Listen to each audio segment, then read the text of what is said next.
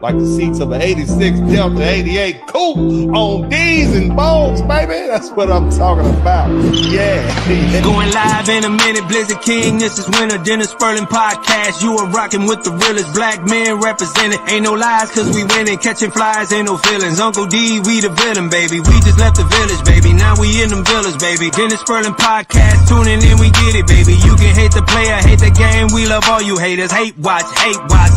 Calling lovely ladies, hands on your knees. You can thank us later. We snatching the crowns off of queens, we obliterate them. Tell the truth, shame the devil, they trying to eliminate us. You begging the sipping haters, peeling layers off potatoes. Whoa, Southern Cadillac music like Outkast. Ain't jumping without bass. Dennis Spurling Podcast. Whoa. Southern Cadillac music like Outkast. Ain't jumping without bass. Dennis Spurling Podcast. Whoa. We have to clean up what's going on in our house before we do anything else.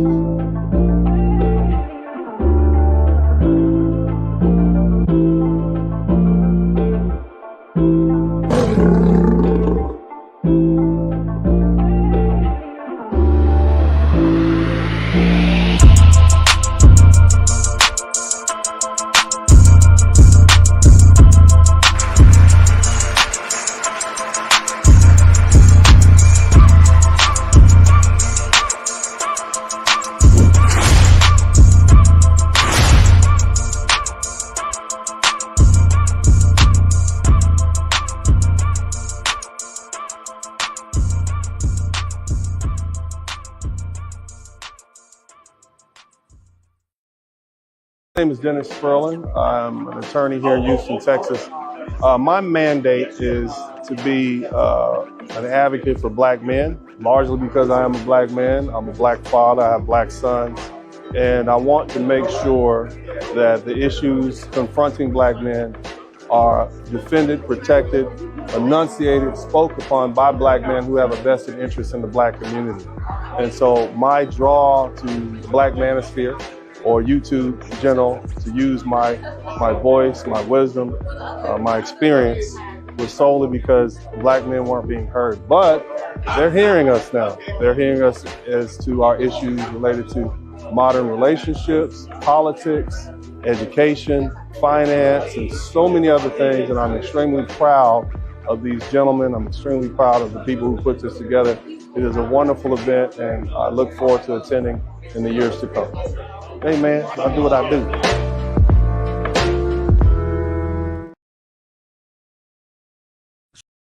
She washing collard green in the tub. She washing. She don't know that we don't trust. We don't trust her. She ain't even one of us. Not one of washing us. green in the bathtub. Nah. She Indian, not one of us. Washing collard greens on the tub. Yeah. She's washing collard green in the tub.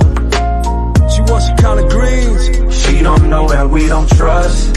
She ain't even one of us. Not one of us. Washing green in the bathtub. Yeah. She Indian, not one of us. Not one of us. Washing collard greens on the tub. I know how to make a mean collard greens. In fact, people used to ask me to make greens for them for Christmas. One year, I had so many that I had to wash that we ended up washing them in the bathtub. So I am not playing around. And I am not lying to you that I would make so many greens that I'd need to wash them in the bathtub. I'm telling you the truth. She washing collard greens in the tub. She washing. She don't know that we don't trust. We don't trust her. She ain't even one of us. Not one of washing us. green in the bathtub. Yeah. She Indian, not one of us. Not one washing of collard us. greens on the tub.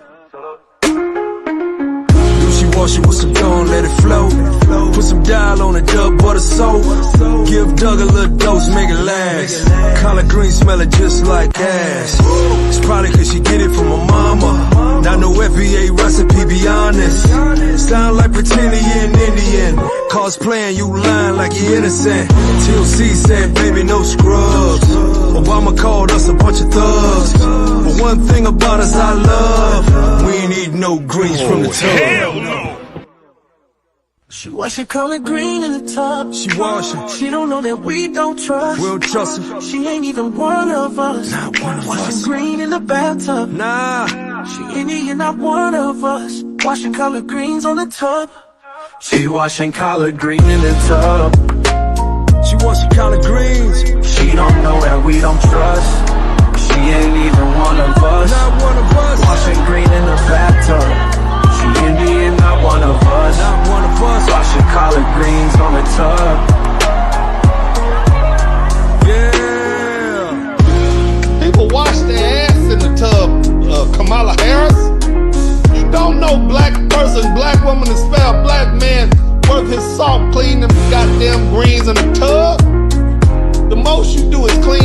kitchen sink out, put a plug at the bottom, and then wash them greens in there.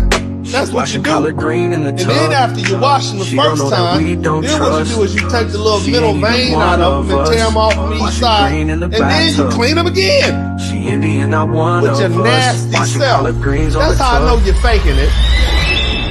That's how I know you're faking. That's how I know you're faking it. I spent all day clean. You didn't spend no goddamn all day clean no goddamn greens. Stop lying to me. I clean greens my damn self. My grandma had a garden in the backyard. I had to pick them goddamn greens. It was right next to that peach tree that she would pull a damn switch off and whoop my ass when I was out. Matter of fact, she'd send me back there to get the goddamn peach tree switch, and I better not come back with a small one. Yeah.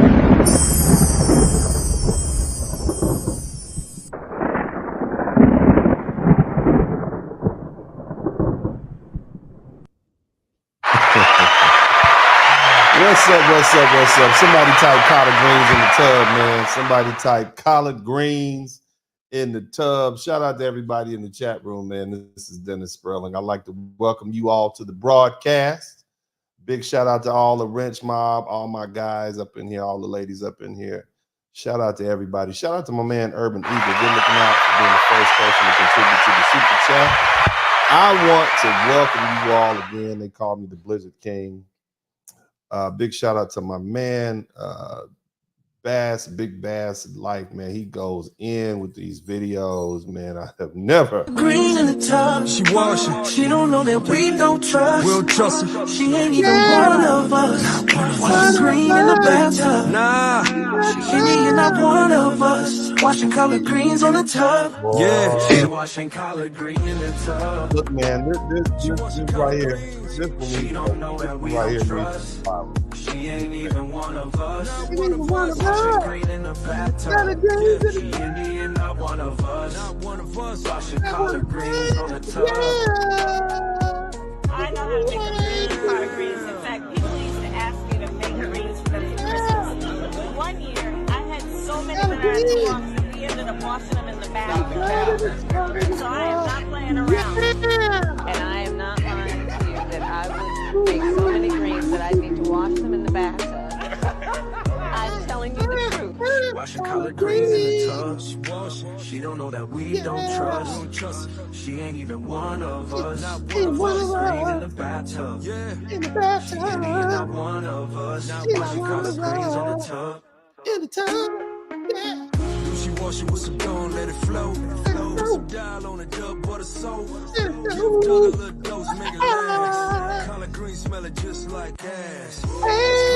Get it from my mama. Not no FBA recipe, be honest. Sound like pretending you're an Indian. Cosplaying you blind like you're innocent. Yeah. Baby, no scrubs. Woo! Wait, hold on a minute. Let me calm down. Praise God. That is good music, as they say. That is good music right there, man. That is some good music. Shout out to Big Bass Live, man. That's what I'm talking about. But anyway, like I said, man, we are in here, man. We're gonna have ourselves a very interesting conversation. Big shout out to everybody who came through. Y'all make sure y'all hit the like button. Don't make me put the subscribers only channel on. We are marching towards 100,000. And, I want to go ahead and talk about something else. So recently, Kamala Harris had a rally. And in this rally, there was a heckler there. Okay. And, the heckler had something to say. Now, here's the thing. The heckler basically said, Jesus is Lord. And Kamala Harris responded in a very negative way. See, so we're going to discuss, in my opinion, we need to discuss the importance of faith in leadership. As you guys know, I am a devout Southern Baptist. I was raised Southern Baptist. I've looked and examined and have great respect for all the religions on the planet. Whatever you choose, I love Jesus. Somebody type Jesus in the chat room. Hallelujah. Somebody type Jesus in the chat room. And so we're going to discuss, that's where I'm coming from. And I live in the United States, and the United States is a Christian dominated nation. Okay. And I think understanding the person's faith, right, is important when it comes to leadership, especially in those elected to the highest offices of this land being predominantly a Christian nation. Faith isn't just a background detail. Your faith shapes how the leader thinks and acts and governs. And as Christians, we know that leaders grounding in truth is essential. So we must ask, where does Kamala truly stand? Is her faith a sincere commitment or merely a patchwork of convenient identities tailored to appeal to whatever group she's addressing? Now, she was raised in a Hindu household. Kamala was introduced early to polytheistic beliefs and found inspiration in a Hindu goddess, a figure embodying both vengeance and compassion. Okay? While there's nothing inherently wrong with these beliefs, if she is to represent the values of a Christian majority nation, shouldn't she be clear about what drives her spiritually and morally? See, true faith requires more than just symbolic association. It demands clarity, especially from someone who seeks to lead a nation grounded in Christian tradition. So her limited connection to Christianity came through a caregiver, a lady named Regina Shelton. And this lady took her to church and introduced her to the Christian community. But, you know, we need to be honest. Occasionally, going to church isn't the same as living a life rooted in Christ. To many, this background may seem like a surface level attempt to align with Christianity rather than a deeply held belief. So recently, as I said earlier, when a heckler evoked the name of Christ at a rally, Kamala's response was very curt, and she dismissed him and is suggesting basically that he was at the wrong rally. So he's basically saying Christians are at the wrong rally. So as Christians, this response should concern us. It should raise serious questions about whether she holds a genuine reverence for Christ and how. If elected, she might treat Christians who hold firm in their faith a certain type of way, a way that we don't like. And if our nation's leaders can't respect Christian beliefs on the campaign trail, how will they treat them in office? Okay, so critics argue that references to both Hindu and Christian audiences are tactics for political gain, not a reflection of her true beliefs. And we as Christians believe that faith should be unwavering. And the Bible warns us against lukewarmness. Somebody type lukewarm in the chat room. Somebody type lukewarm in the chat room. The Bible that I read warns us of being the lukewarmness, those who are lukewarm in the chat room. And here we see a leader whose religious identity shifts depending on the crowd. And this isn't about inclusion, it's about integrity. Now, many prominent Black pastors, they've endorsed her and perhaps believing their support and progress. But are they standing with a leader of true Christian conviction or one willing to mold her faith to suit her political ambitions? If we elect leaders who sway with winds or popular opinion, what kind of moral compass are we endorsing? Faith isn't about convenience. Let me say that again. Faith is not about convenience. It's about commitment and conviction. And this is not an attempt to judge Kamala Harris. I'm not judging her personally. I'm not passing judgment on her religion. That judgment belongs to God alone. But as a citizen and a Christian, it's our duty to discern and choose leaders who reflect the values we hold sacred. And in these times, we need leaders of genuine faith, not those who waver for political advantage. Now, on this journey that we're going to take this evening, I ask that the Most High grant us wisdom and discernment as we move forward. Now, let's go ahead and look at this video footage real quick.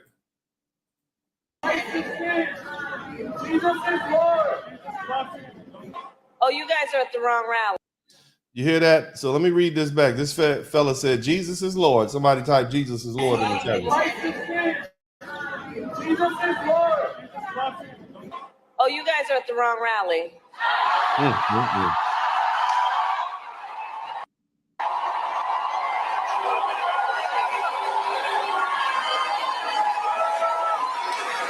No, I think you meant to go to the smaller one down the street.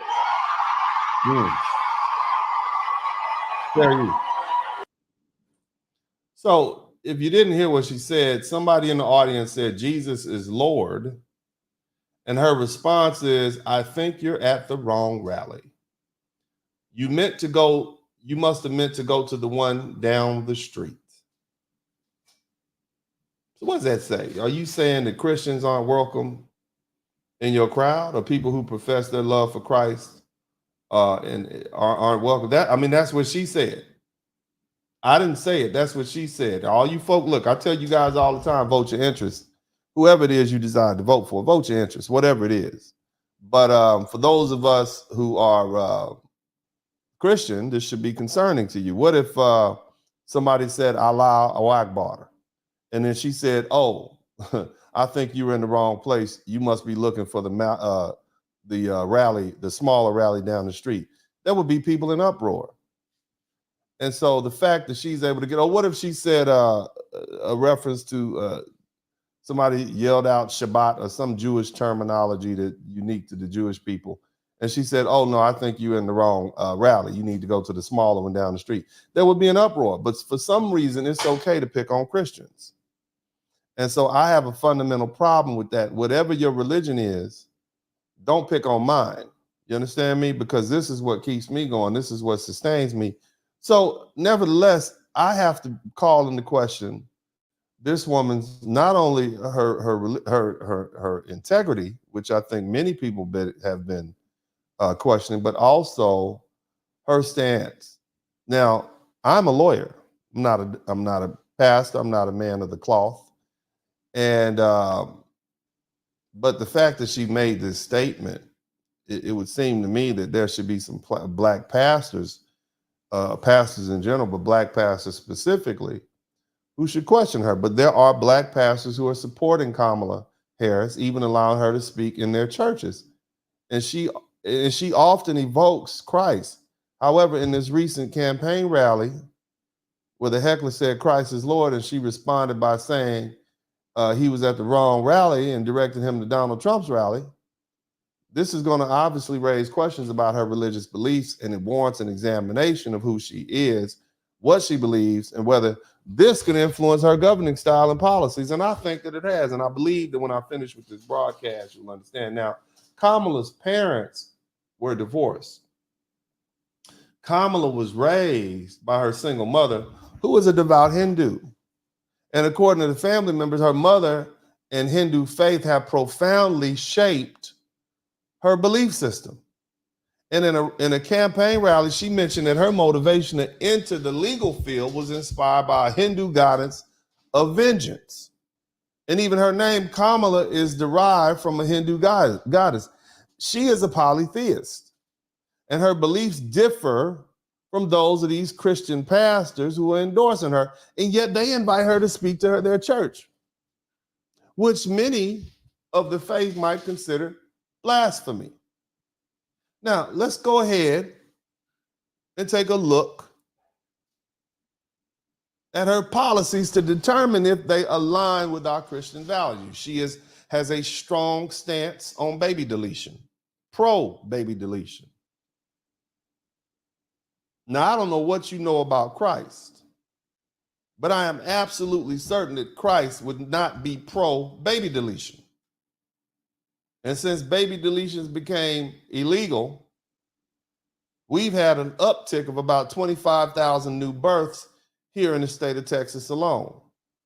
Now, during the time period where Roe v. Wade was the law of the land, African Americans or African American women had over 20 million baby deletions. I want you to think about that. Think about that. What would Christ say in that regard? And I don't want to get all religious, but they brought it up. This woman just told a heckler that Christ ain't in this rally. You must want to go to the one down the street. Well, maybe we should. But more importantly, let's look at your religious beliefs. Now, let's set that aside. What about the reports that suggest she previously had a personal relationship with Willie Brown? Somebody type Willie Brown in the chat room. Somebody type Willie Brown in the chat room. This is the former mayor of San Francisco.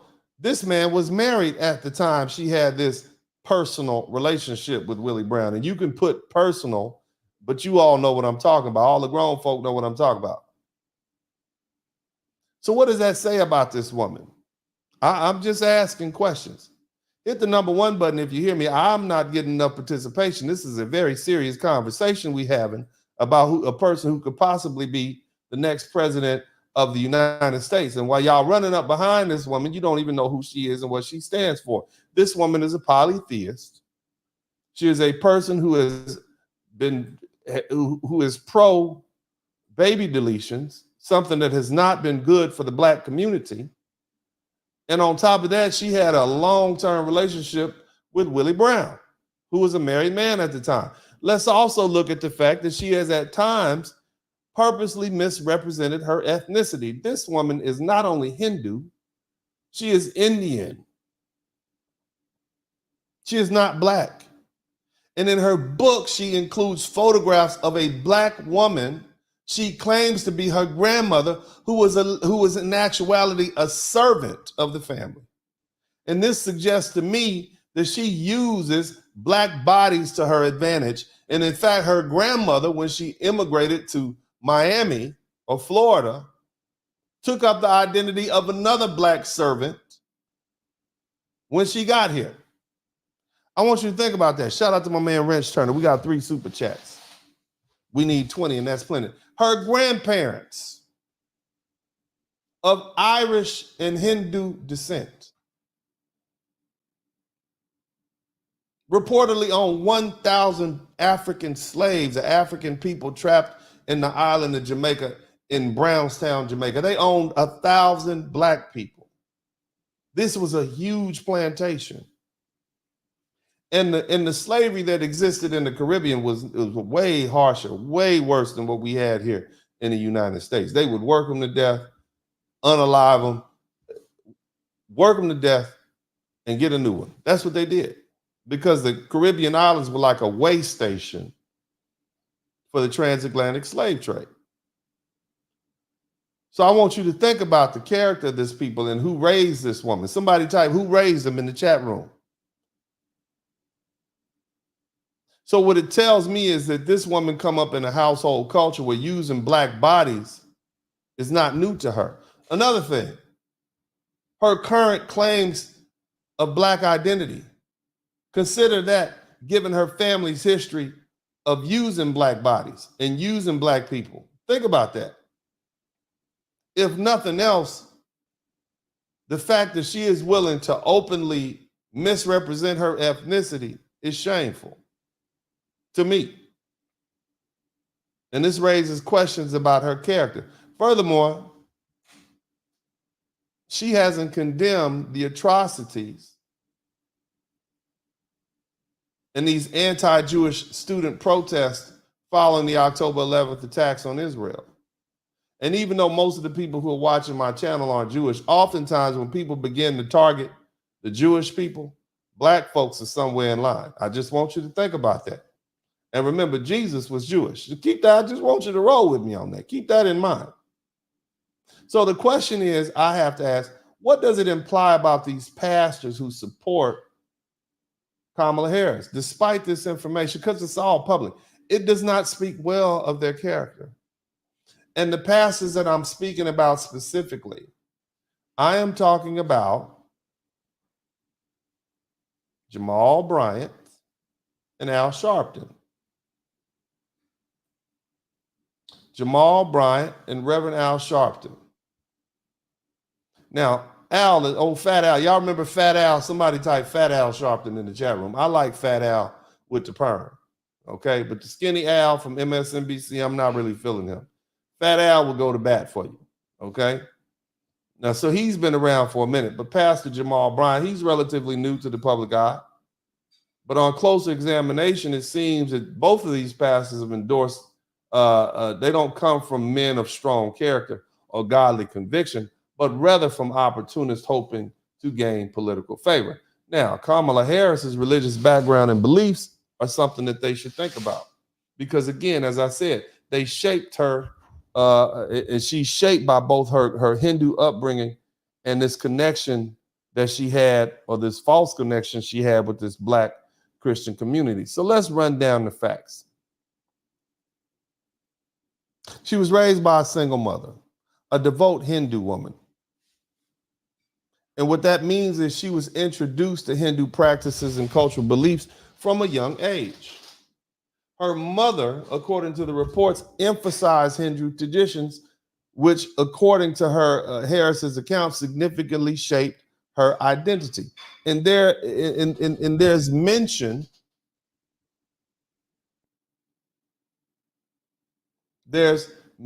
of Harris referencing a Hindu goddess believed to be the source of her inspiration for her career, who she described as both vengeful and loving. So which one are we going to get? Nevertheless, this blend of reverence for a deity of both vengeance and care appears to have influenced her motivation to pursue the legal career. Now, what's her experience? Shout out to everybody who's contributed to the Super Chat and the Cash App. Big shout out to my Cash App guys. I'm gonna make sure I show y'all some love too. But let's roll this out now, because we need to look at it. Now, she claims that her connection to Christianity is through her second mother. Somebody type second mother in the chat room. A second mother named Regina Shelton, who was a Black woman from the South, who was basically a babysitter, okay? While her mama was at work, this woman took care of her. She owned a daycare center or whatever in the building that she took care of kids in the apartment building where her mama lived. And Shelton, this Black woman, Miss Regina, as she called him, introduced Kamala to the Black church, where she occasionally attended services and sang in the choir. And that doesn't sound abnormal. All Black people want to put kids in the choir. They cute little girls, have them singing in the choir, no problem. You see? But Kamala says this experience allows her to draw on Christian themes and references, particularly when addressing the Black church audience. But this connection is an attempt to show cultural solidarity with our personal religious convictions, those of us who are Christian, especially those who are Southern Baptists. But I don't see it as that. See, Ms. Harris's references as to her Hindu background and the Black church experience allows her to tailor a message and cater to an audience depending on who she's speaking to. See, this duality is seen by me as strategic, especially since Hinduism and Christianity are fundamentally different beliefs about divinity and morality. Her references to the Hindu goddess as a career inspiration is interpreted by me as a Christian as incongruent with my faith. And it potentially is going to lead to some tension when Harris aligns herself with the Black Christian communities. We already had one former Black president who wasn't Christian, who was raised in Indonesia, who was raised in Hawaii by his white parents. And you see what he brought forth. Somebody type rainbow in the chat room. He brought the rainbow forth. You see? And the truth is, for Black folks, and for those of us who are Christian, we don't see those people as gods. Those deities, we see them as demons. Tell the truth. So for Christians, Kamala Harris's Hindu beliefs conflict with our theological views because it's polytheistic. She believes in multiple deities, and it diverges significantly from the monotheistic Christianity that we have. Consequently, some religious people may question her religious flexibility,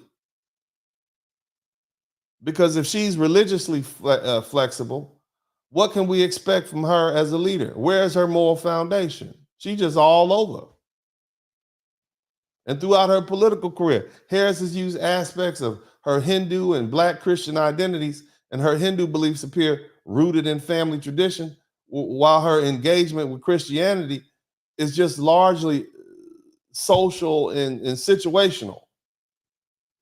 And this strategic embrace of both identities raises questions that many people think, myself included, about her core religious beliefs and her values and what might be able to influence her when she comes together. Here's the thing. Kamala Harris's religious background, it combines, there's an attempt to combine this strong Hindu tradition with a selective association with Christianity. And she was raised by a devout Hindu mother, and that mom influenced her belief. One thing we know, she's not Black. She's definitely not foundational Black American.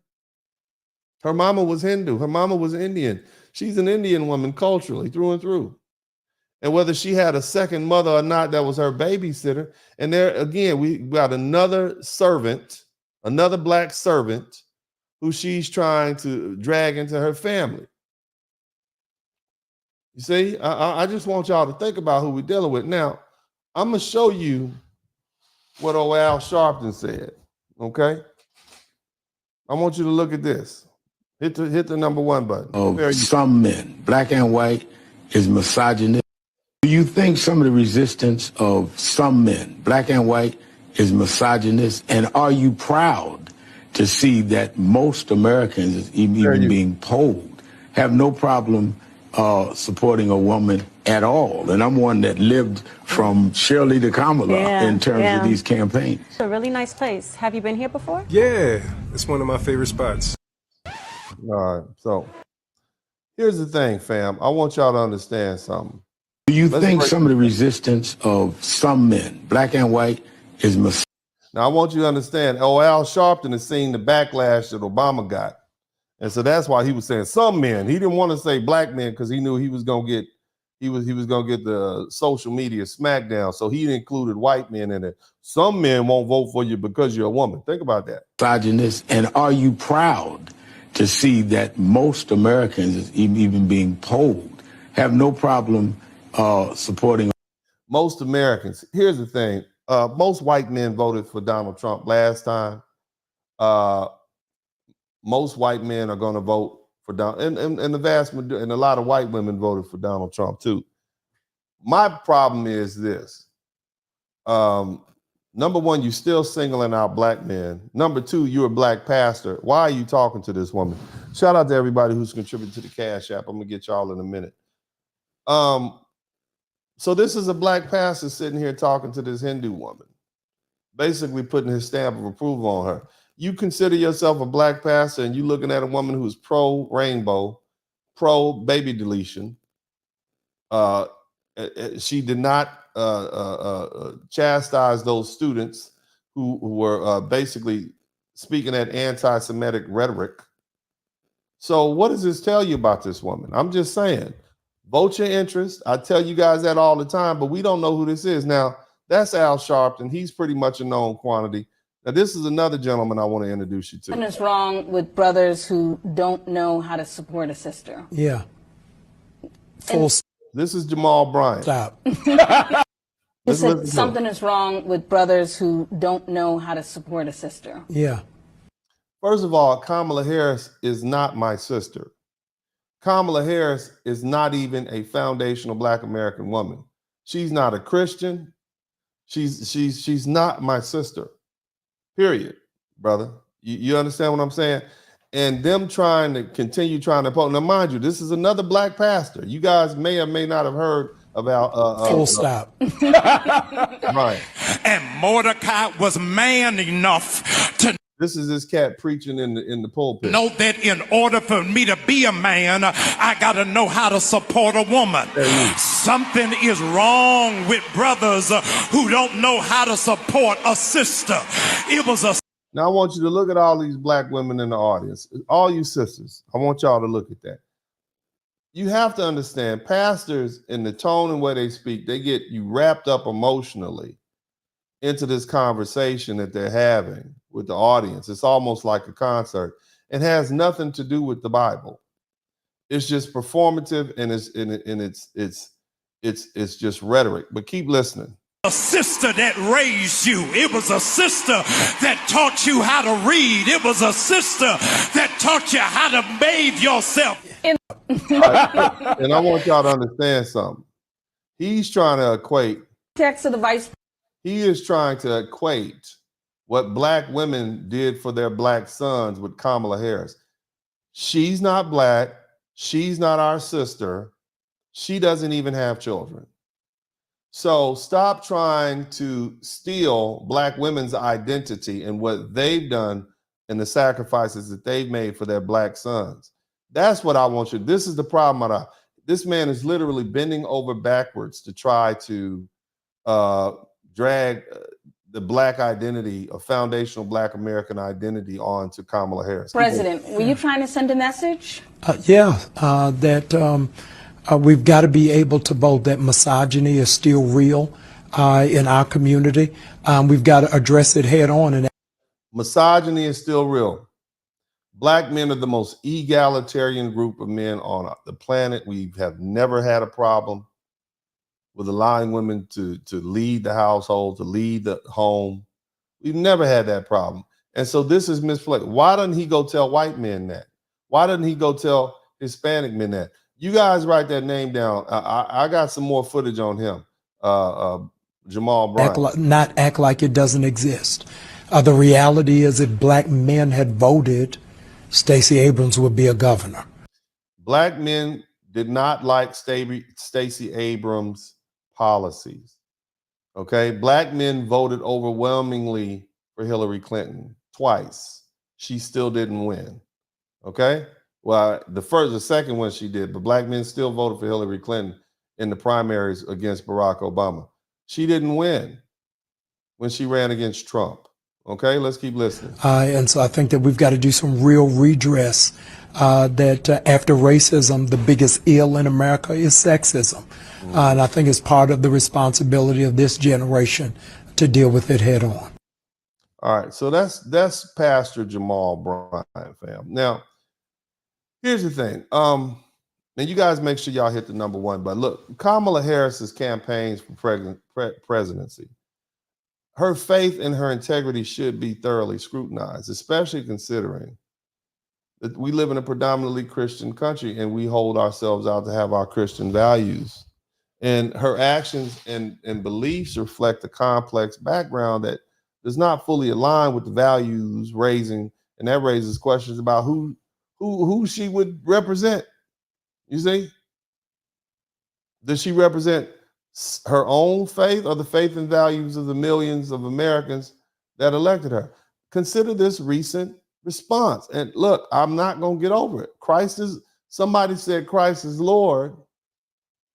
And instead of engaging or even respectfully acknowledging this man's belief, Harris dismissed him, telling him he's in the wrong rally. And this sort of response goes beyond a casual remark. It demonstrates a lack of reverence for the central tenet of Christian faith and indicates how she might regard the Christian community as a leader. Harris was raised by a devotee of a Hindu mother, and she openly credits her Hindu goddess of vengeance as a significant influence in her career, even describing it as an inspiration to her career.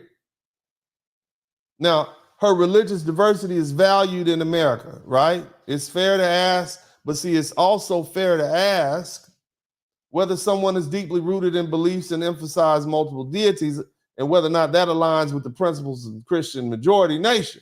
Her very name, Kamala, connects her to a Hindu goddess. And it reinforces her ties to polytheistic faith, a stark contrast to the foundational Christian belief in one God. And Harris's stance on baby deletion, it also raises concerns. Many Christians see her unwavering support for baby deletions as an affront to the sanctity of life, a fundamental value in Christianity. And aligning with the pro-baby deletion policies is hard to reconcile with the beliefs of those who regard life as sacred from conception, leading me, and you should, if you got sense, to question her alignment with these Christian values. Remember, she brought this up.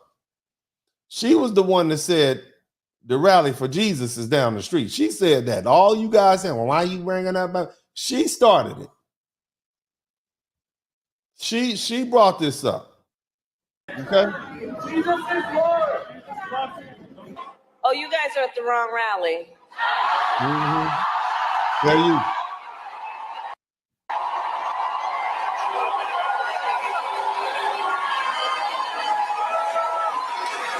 No, I think you meant to go to the smaller one down the street. Mm-hmm. So this woman is basically saying you Christians got to go somewhere else. Again, we can talk about baby deletions, but let's also talk about her personal and professional actions, which to me cast further doubt on her character. Her relationship with Willie Brown. Yeah, he was a powerful political figure. But it raises ethical concerns. And she's been accused of misrepresenting her background along with that. You know, with the misleading photographs and messing around with Willie Brown. Telling us she has Jamaican ancestry with the emphasis being that she is, black, but in reality, her ancestors owned slaves. This is another unresolved aspect of her background. And it adds to the uncertainty about her authenticity in addressing issues of racial justice. That's why black folks think she's fake. And we can go again. We can talk about her recent attacks on Israel and her refusal to condemn those anti-Semitic actions of those college students who intimidated the Jewish classmates. It points to the absence of moral clarity when it's needed most. What's going to happen when Christian students get attacked on campus? What is she going to do then? Is she going to look the other way and say everybody has a right to? I'm just asking. Vote your interest, fam. Vote for Donald Trump if you want to. Vote for Kamala Harris if you want to. Vote for the Green Party. Vote independent. Write-in candidate. Sit on the couch. I just want you to make an informed decision. I want to know why Kamala Harris and these black pastors are backing her, though. Because nothing I see in her history screams Christian. See, we need clear leadership. We need someone who's going to call out these anti-religious acts. Silence is not an option. And she's been silent. And as Christians and Americans, we deserve leaders who don't just adopt the faith as a convenience, but who actually embody the integrity and values that align with the beliefs we hold.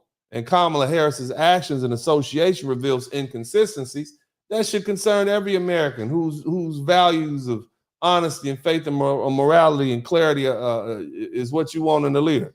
Now back to these black pastors. Somebody type black pastors in the chat room. These black pastors, I almost said something else. These black pastors endorsing Kamala Harris, they need to have their motives and character called into question. And it's not just Al Sharpton and Bryant. There's some other ones down in Atlanta that let them speak in the church. We look to these pastors as the moral backbone of our communities, as shepherds of the faith. And yet here they are standing behind a politician who promotes policies directly conflicting with the values they claim to represent. What does that say about them? Let's not forget Harris's track record isn't ambiguous. It's crystal clear. Her unwavering support for the unalivement of unborn babies. It's a stance that blatantly disregards the sanctity of life, upheld by Scripture. And for any pastor who is worth his salt, the idea of aligning with someone who advocates for policies that fundamentally undermine Christian principles should be a non-starter. But here we have these pastors jumping on the Harris bandwagon, chasing clout, compromising on their core beliefs for what? For political access, for favor. It's not leadership, it's betrayal. And let's talk about her divisive response to that heckler. We're going to go talk about that again. Wrong rally. See, these pastors are supposed to be guiding their congregations and upholding the Bible's teachings and leading by example. Instead, they're endorsing someone who flouts those teachings for the sake of political expediency. The Bible warns us against leaders who put political gain above faith and cautions us against who have a form of godliness but deny his power.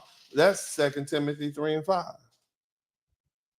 And for these pastors to compromise their principles to set aside the values they're meant to defend is troubling. It's troubling to say the least. These so-called leaders need to ask themselves, are they representing Christ? Or are they selling out their faith for fleeting benefits of political favor? When you endorse a leader whose beliefs run counter to Christianity, you're not just making a political statement, you're compromising your integrity and betraying your congregation. The character and motives of these pastors backing Harris are questionable at best. And we need pastors who stand courageously for the truth, not for those who abandon it for self-serving political alliances. Let's be discerning in recognizing the true character and supporting leaders who truly uphold the values of our faith, and other thing, anything else is just not acceptable. Now, Al Sharpton. Somebody type Fat Al in the chat room. Look. Fat Al. Look at him over there. Just look at him. You think some of the resistance of some men, black and white, is misogynist? And are you proud to see that most Americans, even being polled, have no problem supporting a woman at all? And I'm one that lived from Shirley to Kamala in terms of these campaigns. It's a really nice place. Have you been here before? Yeah, it's one of my favorite. Right, so you see old Fat Al up there. Been here for years, right? You guys pretty much know him. Those of you guys who are of a certain age, you know who Al Sharpton is, but there are some of you all who may not know who Al Sharpton is, right? Some of you all are youngsters, considerably speaking, and you may be too young to even know who Al Sharpton was, but I put a picture up on the thumbnail. You guys see Fat Al on the thumbnail with the two fingers in the air? Y'all see old Fat Al up there? Well, let me say this, his endorsement, okay? First of all, understand that he's a man who has a track record, and it speaks volumes about his true motivations. When Sharpton throws his support behind a candidate, we should all pause and ask, is this about shared values? Or is this about securing a bit more political leverage for himself? Now, given Sharpton's history of scandals, shady dealings, and opportunistic alliances, the answer seems pretty clear, at least to me. This man who made headlines for all the wrong reasons back in the 1980s, one of those headlines was that Sharpton worked for the FBI as an informant, spilling information on organized crime figures in exchange for a get out of jail free card on his own legal issues. And it didn't stop there. His connections to the Genovese crime family and his involvement in recording mobsters for the FBI, it paints a picture of a disturbing picture of a man deeply embedded in questionable circles while posing as a community leader. Why would the damn Genovese crime family be comfortable talking to you? And you're supposed to be a pastor. What do they know about you and your character and what you've been doing out there in them streets? They said, oh yeah, old fat old Al is cool. What do they know about you? Think about that. But even beyond his role of informant, because in order to be an informant, you got to have some sort of, you got to have some dirt on you. Otherwise, they won't trust you. But aside from that, he made a name for himself with what many call shakedowns of companies allegedly leveraging boycotts and protests to secure personal financial gains. If you don't give me a certain amount of money, then I'm going to boycott your company. You pay them, no boycott. Hell with justice. Hell with equality. You know what I'm saying? That Michael Jackson concert promotion incident, that's another example. This is where he reportedly pressured the promoters for a cut under the threat of public backlash. That's what he did. This is what this cat is out here doing. So let's be real. This is hardly the behavior we expect from a man who claims to stand for justice. Sharpton also has faced accusations of inciting tensions, most notably in events like the Crown Heights riots and the Freddie Fashion Mart incident. You guys can Google that. And this rhetoric during these times is criticized for inflaming conflicts rather than healing them. Yet, here he is endorsing Kamala Harris, bringing all his baggage and questionable ethics along with him. Now he's a power player. He's a power player within the Democratic Party, hosting candidates left and right who seek his endorsement. But let's call it what it is, a pursuit of influence and power, not a demonstration of moral alignment. His support for Harris doesn't reflect any shared values. It's a tactical move, pure and simple. And it's aimed at boosting his own standing and influence. So, this man backing Kamala Harris, so what? When this man is standing behind her, it's not an endorsement of her character. It's a red flag. And if she's willing to accept his support, it raises questions about her values. That's Al Sharpton. Now, Jamal Bryant. Y'all hit the #1 button. Matter of fact, we got 3 super chats. We're going to need some more super chats. Matter of fact, until I get some more super chats, I'm going to let y'all hear this good music. I got 3 super chats. I need about 17 more. I'm going to be right back. Y'all do what you got to do. I am going to take a quick break. What's up? Welcome to the broadcast. This is Uncle D. People wash their ass in the tub, Kamala Harris. You would tune in to Uncle D. Black man talk, pull up, homie, take a seat. Don't be a shadow watcher every day. You learn something, then you earn something. Let them know and drop some money in the plate. It's getting cold, ladies, talking ratchet. There's a king here, grab your coat, zip your jacket. Keep quiet for a second, close your jaw. Turn it Spurling, this ain't Furling, know the law. Talking Constitution, pushing pins when he shooting, give him that. Masculinity, just for the record, sprinkle that. You can keep your cat, gotta cut it. Only cat he rubbing, gotta love it. I call it Molly Buddy. Gotta vote your interest, voting earns. Presidential, this is for the money that I earn. When you gon' learn, my people, that evil mixed with evil. No matter what you're doing, baby, this ain't equal. Sometimes when you're special, you get hated. The test is for the best, you're damn right, my people made it. Uncle D, Blizzard King, you've been served, gotta notice. Now black men out here know we winning, gotta hold it now. Uncle D, you've been served, get your notice now. Black men out here know we winning, gotta hold it now. Uncle D, you've been served, get your notice now. Black men out here know we winning, gotta hold it now. Uncle D, you've been served, get your notice now. Black men out here know we winning, gotta hold it now. Hey man, I'll do what I do. Somebody need to whip your ass. Get up and whip him, Sweets. Hey, don't be putting the money in my hand all rough. Take your ass out here. You buy you a Floby and cut your own damn hair from now on.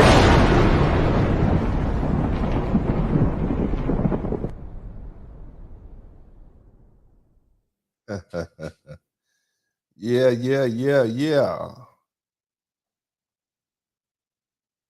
All right, welcome back to the broadcast. So we were talking about Kamala Harris and these black pastors backing her. And just because a pastor backs them doesn't mean that she automatically or anybody automatically gets any cool points from me. Nevertheless, here's the thing, fam. So we talked about Al Sharpton and his sordid history. Let's talk about Pastor Jamal Bryant. You guys know who Pastor Jamal Bryant is? You know who this man is? Let me run down what he said again. Okay, let me run down what he said. And I didn't know this man until who don't know how to support a sister. Yeah. Full stop. And Mordecai was man enough to know that in order for me to be a man, I got to know how to support a woman. Something is wrong with brothers who don't know how to support a sister. It was a sister that raised you. It was a sister that taught you how to read. It was a sister that taught you how to bathe yourself. In the context of the vice president, were you trying to send a message? That we've got to be able to vote that misogyny is still real in our community. We've got to address it head on and not act like it doesn't exist. The reality is if black men had voted, Stacey Abrams would be a governor. And so I think that we've got to do some real redress that after racism, the biggest ill in America is sexism. And I think it's part of the responsibility of this generation to deal with it head on. All right, so that was a recent interview with Pastor Jamal Bryant. And this is also Pastor Jamal Bryant. What I want to know, man, cold-blooded, man. You, like I'm saying, man, you say you for the people. You got our people all up in your church. Now let's lay a foundation. You guys remember the Freddie Gray riots in Baltimore some years back? This is Pastor Jamal Bryant over in the hood trying to hang out. Okay, this is him, and he's being confronted by a local activist. And I want you to hear what's being said. Watch this. You know what I mean? You're supposed to lad these people, man. And I mean, I understand that y'all separate, you had no answers for like, yo, man, then you come down here like late. Like, I've been on the ground like 100, like 300 something days. You down here now. Don't come. What'd you do for Tyrone? We don't want you nowhere in our city, yo. Like, you brother is telling him, we don't want you anywhere. He said nowhere in our city. You understand? Now, this is the past. He got the hat cocked off to the side with the little, you know, little B hat on and everything. We don't even want you on our streets. Like, you disrespect our streets, man. This me, PFK Boom. I was on the. So whoever this is telling him to roll out. You disrespected up here north, and you came down there. You ain't even fighting no war with us, yo. You ain't had nothing on your show. You ain't had no guns or nothing. And then you fucking with our oppressors. What you mean, how you fucking with Roland Blake and all them, man? You trying to kill us, man. Where were you for That's Tyrone man. Well, we telling you are. The streets feel like you killing us, man. All right. No, we don't want you in our fucking city now. Then get the fuck out the whole city. Is it that easy? That we can really get you the fuck out of here? No, sir. Well, you check this out, man. Don't come in our Don't come nowhere. Somebody say no, sir, in the chat room. Somebody say no, sir. No, sir, in the chat room. No more. Wherever PFK Boom at, don't come. I know you can tell your hitchman. I know you, yo. Timmy. Shout out to Solomon 321. Somebody type no, sir, in the chat room. I know you before I seen right now. Now, this dude probably about to piss on himself. You understand? His knees is shaking. He's about to piss on himself. All that. Get the henchman. Don't come down here no more. Boom said it. Me, as a man, the streets don't want you here. The streets don't want you here. You understand what I'm saying? Now, this ain't Jesus. Jesus could go anywhere, couldn't he? Jesus, he might not have been able to go to his hometown, but for the most part, the people in the streets knew him and loved him. This dude is basically getting ran up out of Baltimore. I'm speaking for them. So we see you here. If we see you here, this is how much lack of integrity this man has. You understand me? Okay. So you said you won't come on my motherfucking streets no more, right? Don't bring your ass down here no fucking more. I mean it, yo. On my fucking kids, yo. Cause you're a fucking disgrace. A guardian angel for Satan. A guardian angel for Satan. This is what black people think about Pastor Jamal Bryant. This is the same man that just endorsed the people. That's what they said. Just, I want you to listen. It ain't me saying it. Okay? Keep listening. They call this man a what? Let's listen to what he called him again. Right. Don't bring your ass down here no fucking more. I mean it, yo. On my fucking kids, yo. Cause you're a fucking disgrace. A guardian angel for Satan. A disgrace, a guardian angel for Satan. Fool! Cause you damn sure ain't guard me, nigga. Get the fuck up out of here. What you do for Tyrone West again? Empower what? This dick, nigga. Yeah, you had to roll out. So that is also Jamal Bryant. I didn't really pay attention to the man. I didn't really know who he is. I didn't know who he was till after Kevin Samuels passed away. That's when he came on my radar. And at that time, this pastor, I want you to see the despicable act that this pastor did after Kevin Samuels passed away. I want you all to look at this. Shout out to Kevin. Listening. Y'all hit the number one button. Now, I want you to keep in mind, those of you guys who know, Kevin Samuels was a member of Kappa Alpha Psi Fraternity Incorporated. And he pledged when he was in undergrad, I believe, in Oklahoma. This gentleman also, Jamal Bryant, is a member of Kappa Alpha Psi fraternity. So they are literally members of the same fraternity. Okay? And I want you to listen to these comments. Y'all hit the number one button. You are listening to men who have no authority. This is when Kevin Samuels passed away. Kevin Samuels' body was not even buried in the ground yet. And this is what this man had to say about Kevin Samuels.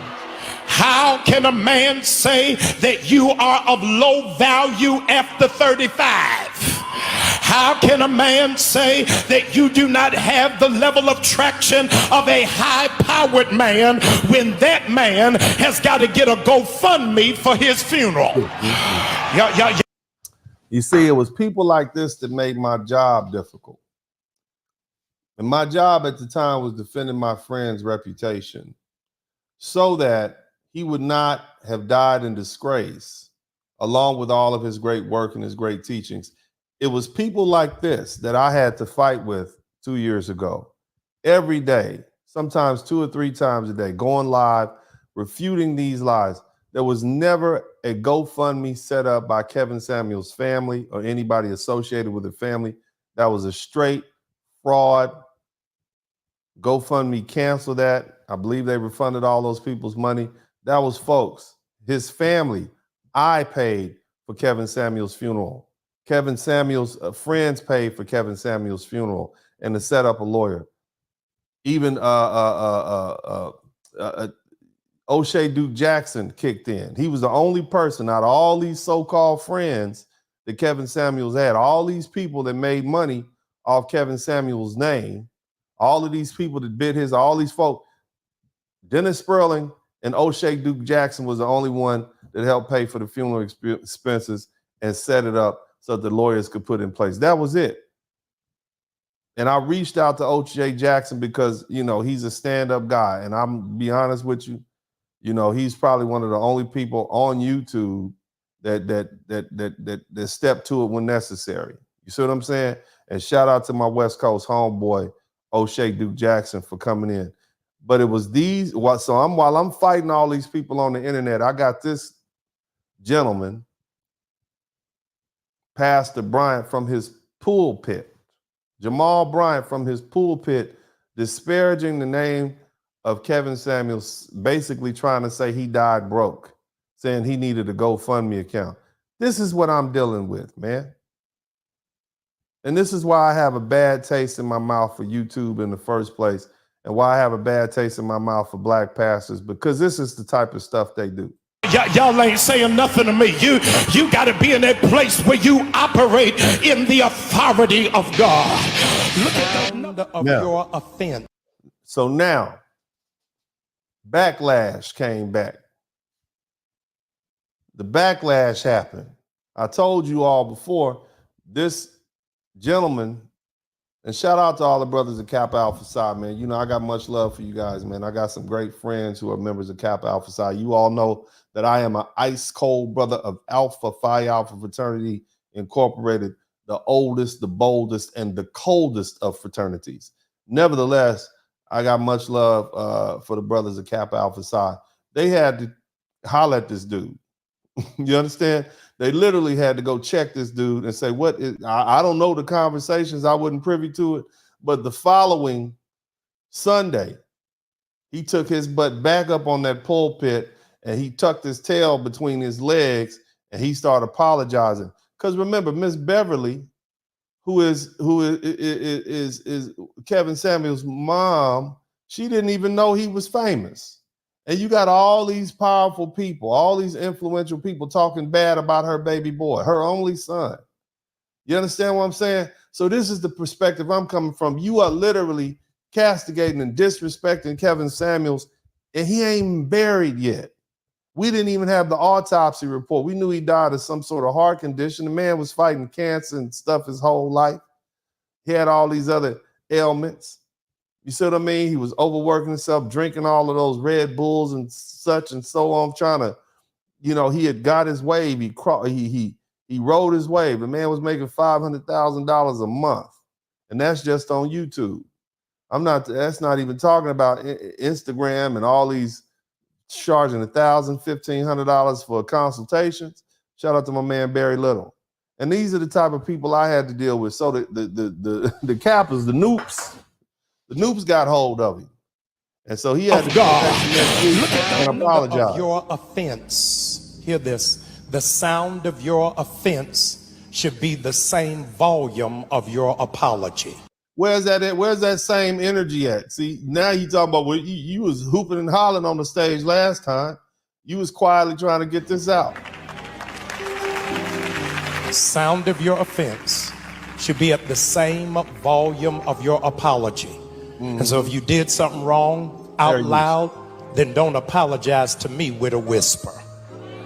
I can't hear anybody in here. I'm going to take just one moment. I want to take a moment. Last week, while we were in worship, I made a reference to now deceased public critic and public intellectual about relationships, Brother Samuels. A public critic, public intellectual. That's what you call them now. Last week he was Satan. The week before. So what does that say about your integrity in the first place? You felt that strong about it the week before. Nobody asked you to comment on the man. And now here you are. Now that the noops got hold of you, right? Now you got to backtrack. Let's keep listening to this man. As a consequence, later information came forth that what it is that I said was incorrect. Yes, this place incorrect. Is a place of truth. Everything that I say from this place must be a place of truth as it represents the gospel of God. I don't care whether you are a pastor, a bishop, or a postman. When you are wrong, you have to own when you are wrong. And so not in a quiet place, but from the same pulpit in which I said it, I wanted to address it. Everybody wants to be an adult until it's. So now he's backtracking, right? He made himself out to be a fool. They jumped on him. They basically checked him. And so now it's time to apologize. Yeah. I am a full-grown adult, and I take full. It's not about you, man. It's about the harm that you caused. Because see, in the wake of you saying that, that means that his mama was stressed out, his daughter was stressed out, the people that cared about him were stressed out, and folk like me who defended the man and his reputation with the truth had to come battle against your lies. You see? Full accountability of everything that I say and everything that I do. So I wanted to take a moment and apologize to the Samuels family. I wanted to apologize to the larger community. I wanted to apologize to my noble brothers of Kappa Alpha Psi fraternity. Them noble brothers of Kappa Alpha Psi got in your ass. That's what happened. It was probably about to hit you upside the head with them goddamn candy canes they walk around with. Incorporated, hear this, because an apology is only messed up if you match it with an excuse. Apologies do not come with an excuse. An apology comes with ownership. Mm-hmm. And I want to make a very clear lesson and indication: when people hold you accountable, that does not make them a hater. No. When people hold you accountable, that means they have expectation for what it. In other words, Kevin Samuels was holding you accountable, holding women accountable, holding the black community accountable. So you just changed your whole tune now. You see what I mean? In 1 week. And see, you should have educated yourself before you open your big mouth, because you hurt people. And these are the type of folk that I have a problem with. is that you ought to be doing and how you ought to function and how you ought to flow. This week, I got a whole lot of people that want to help me be accountable. And I want to thank them for helping me to be a better person. I'm so thankful that God ain't finished with me yet. Oh, God ain't finished with you yet. You know what? I don't do everything that I'm supposed to do, how I'm supposed to do it. Whatever, man. So, you know, we want to talk about this man's character, okay? Along with the rest of those standing up behind Kamala Harris. Jamal Bryant is a name that we need to examine closely. You've seen his activities, right? He presents himself as a religious leader, yet his public image is nothing more than a thin veneer masking scandal after scandal. This is a man who openly supports Kamala Harris, but not because of any genuine shared values. No, this endorsement, it reeks of pure optimism, opportunism, and from someone whose conduct is notorious for its irresponsibility and hypocrisy. Bryant's track record is littered with disgraceful episodes, from failing out of high school to allegations of infidelity, even fathering a child with a member of his own congregation. This man has repeatedly shown himself to lack the character expected of a spiritual leader. And what does he do when confronted with these actions? He issues shallow apologies. He blames immaturity and he moves on, never taking real accountability while still managing to chase the spotlight. And let's not forget his absurd proposal to grow cannabis as a tactic to attract new members to his church. It's not a ministry. It's a cheap ploy, an insult to anyone genuinely seeking spiritual guidance. Bryant's readiness to align himself with secular trends and his ties to pop culture show exactly where his priorities lie. And it's not with God, but it is with his own popularity. The hypocrisy is so blatant.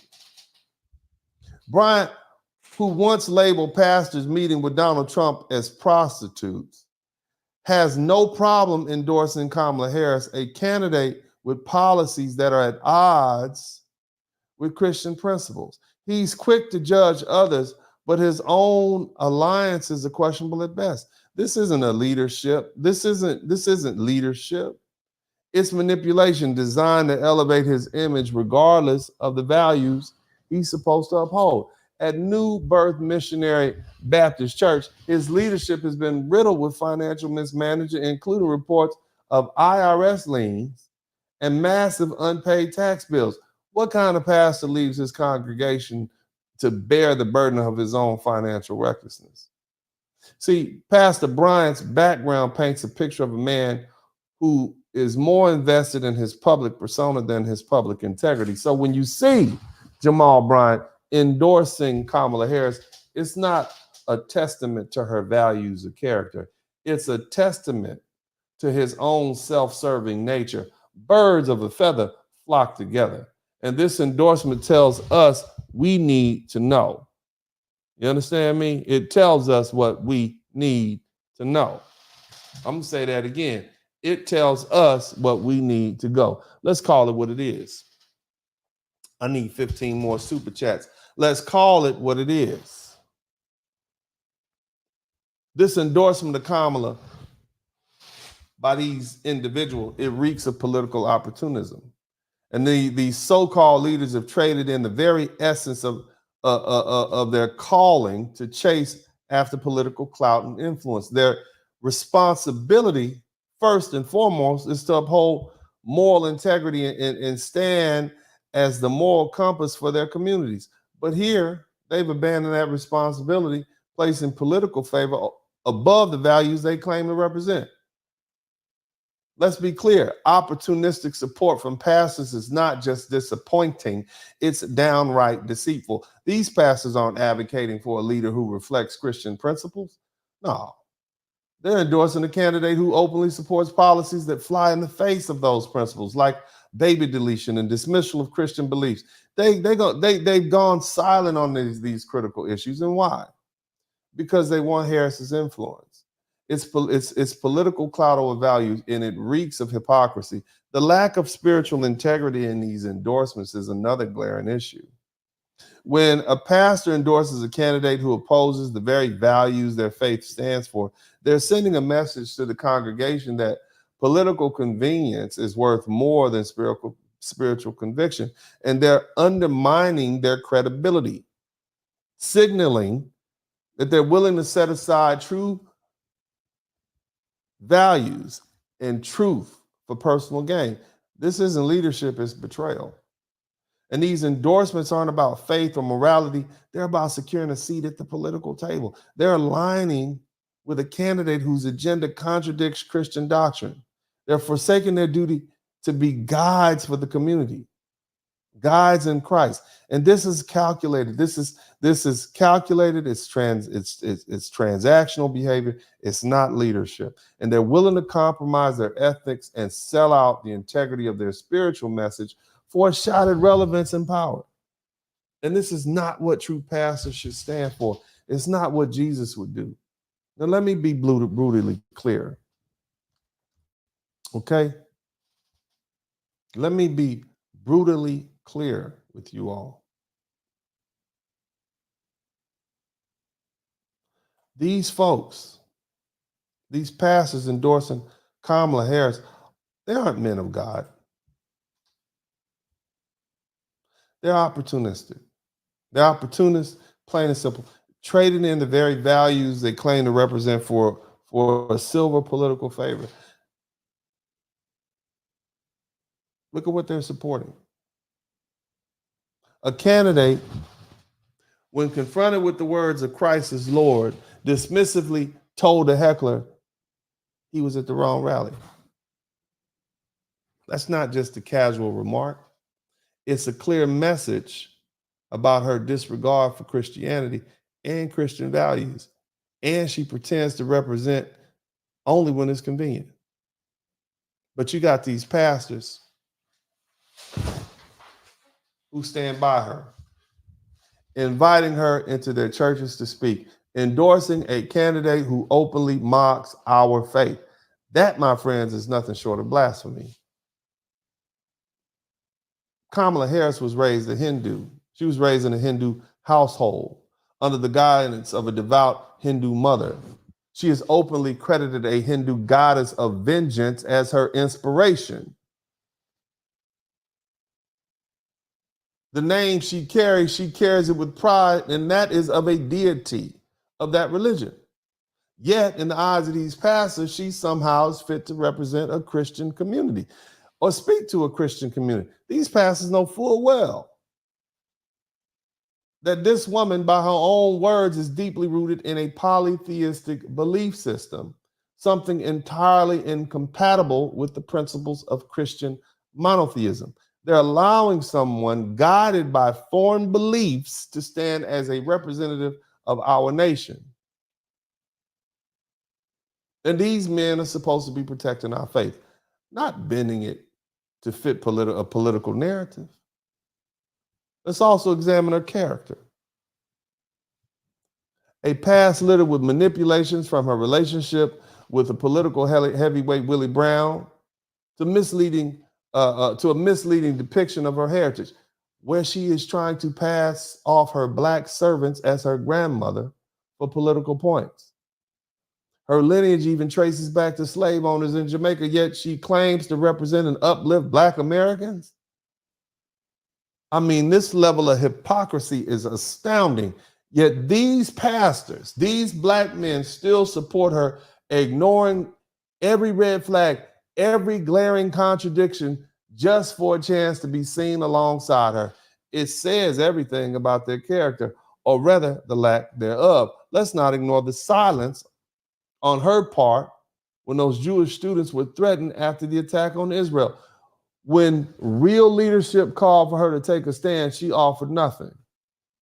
No condemnation, no moral clarity, just silence. And these pastors, these are the men who should be defending justice, and they overlooked her blatant disregard. Al Sharpton, Jamal Bryant, two so-called leaders rallying behind her. Shout out to Hoss Martin, keep speaking the truth. I need 14 more super chats. Al Sharpton. This man got a history of mob connections, race baiting tactics, and shakedowns for profit. This man has built a career on controversy and scandal. Jamal Bryant, with his long list of personal failings and financial mismanagement and disrespectful comments, he's no better. These are not men of integrity. They're men hungry for attention, influence, political gain, and the support for Harris only solidifies that truth. So here it is, fam. These pastors are not leaders. They are false prophets, sacrificing the principles of faith for personal gain. They're not guiding the communities. They're misleading them. Let me say that again. They are not guiding the communities. They are misleading them. They're trading integrity for political convenience. This kind of betrayal can't go unchecked. We deserve better. We deserve better than leaders who abandon their values the moment it's politically advantageous. We deserve pastors who will stand for truth, not ones who sell out for a photo op. Let's call them what they are, wolves in sheep clothing. And let's not forget the kind of man we're talking about when it comes to Jamal Bryant. This is the same man who got his butt chased out of Baltimore during the Freddie Gray riots. And he didn't stand there like a man. No, he abandoned the community in turmoil. If he had stood on his convictions and did what Christ said, he said, I'm going to stand here because I'm going to be with the people. But he left the people behind because he was afraid of an ass whooping. That's no so-called leader. He couldn't even stand his ground with his own people when they needed him most. And here's his shameful treatment of the late Kevin Samuels. Bryant had the audacity to disparage Samuels after his passing, thinking he could get away with slandering a man who wasn't there to defend himself. But Bryant learned a hard lesson from his own fraternity brothers. The members of Kappa Alpha Psi Fraternity Incorporated forced him to walk back his words and issue a public apology. Both Bryant and Samuels belonged to the same fraternity, yet Bryant still chose to disrespect this man's legacy. That's not just unethical. It's an outright betrayal of the brotherly bonds made all the worse by the fact that they shared in the brotherhood. Remember these things because they're a clear testament to who Jamal really is. He's no leader. He's no pastor of integrity. He's a man who runs from his own people, who attacks the memory of a fellow fraternity brother only to backpedal when confronted. That's the character of a man endorsing Kamala Harris. Shout out to Red Sigma. And if that's the kind of support she's attracting, it speaks volumes about her values, or rather the lack thereof. Let's lay it out plainly. Jamal Bryant is no man of God. His so-called apology to Kevin Samuels' family wasn't a demonstration of integrity or remorse. It was a display of weakness. A man saying what he thought people wanted to hear. When he initially disparaged the good brother Kevin Samuels after his death, it wasn't a slip of the tongue. He knew exactly what he was saying, and he meant every word of it. But when the pressure came, he couldn't stand firm. He caved, scrambling to issue an apology he didn't truly believe in. And this tells us all we need to know about this man.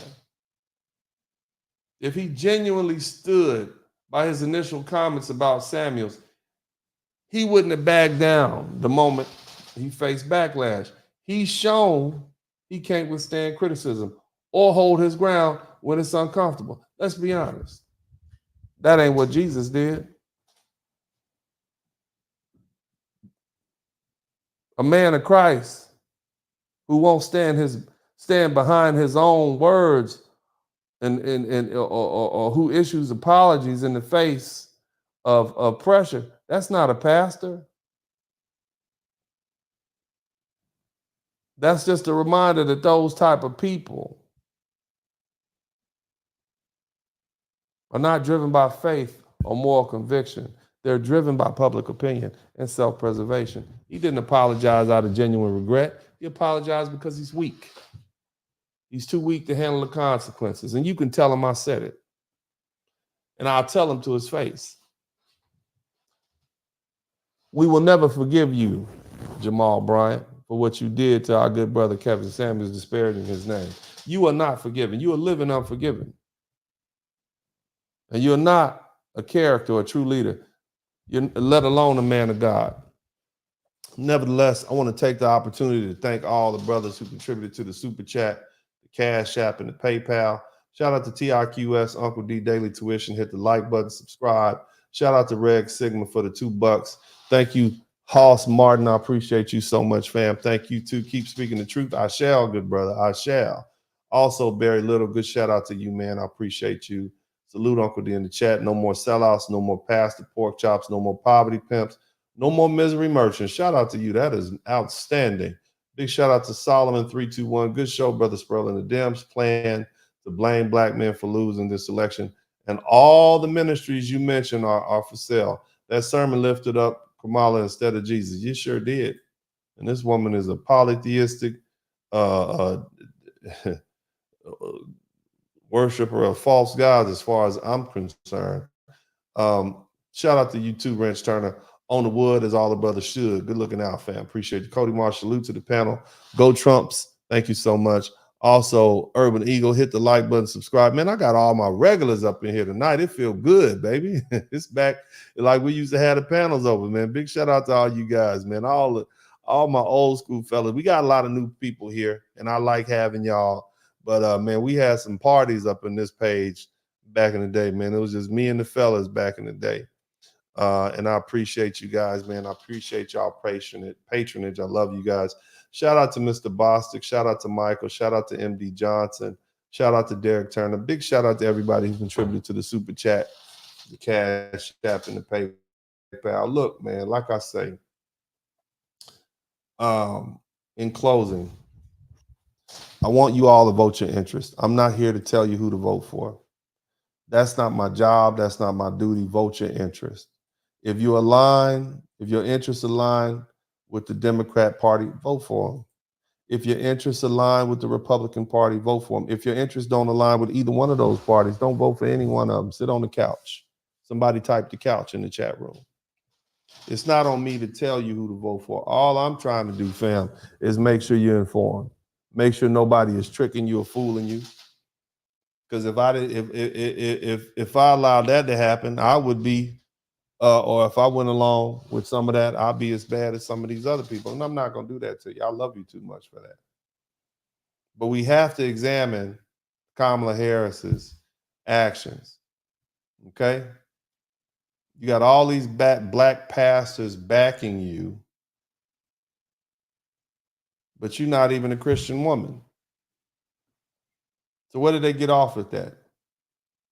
All you ladies out there, man, don't get caught up into this, man. This is you might be nominating a demon. You might be sitting up here literally voting for a demon to get in office, a woman who is motivated by the demon of vengeance, according to her. Why would you do that to yourself? I'm not telling you who to vote for. I'm just telling you, vote your interest. But don't be shamed into do it. Don't allow these religious men shame you into doing it, because they up there in the pulpit representing Jesus, and somebody, according to them, and somebody might mistake that what they say for the word of God. And I'm not going to let that happen on my watch. So we're going to call them and we're going to check them. I love you guys. Shout out to everybody who came through. This is Uncle D, and I'm out.